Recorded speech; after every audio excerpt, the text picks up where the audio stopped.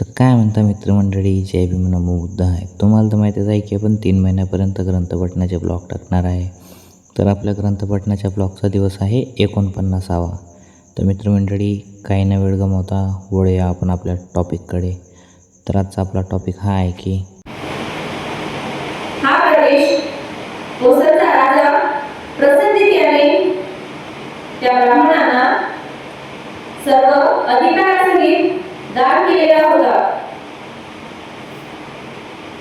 जर एखाद्या श्रमणाने किंवा ब्राह्मणाने ज्ञानार्जन केले तर त्याने ते ज्ञान स्त्री अथवा शूद्रांना देऊ नये असे त्या लोहितच्या नावाच्या ब्राह्मणाचे मत होते.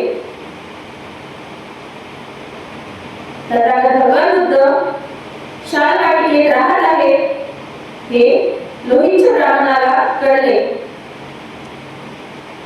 हे कळल्यावर लोहितच्या ब्राह्मणाने आपल्या नावे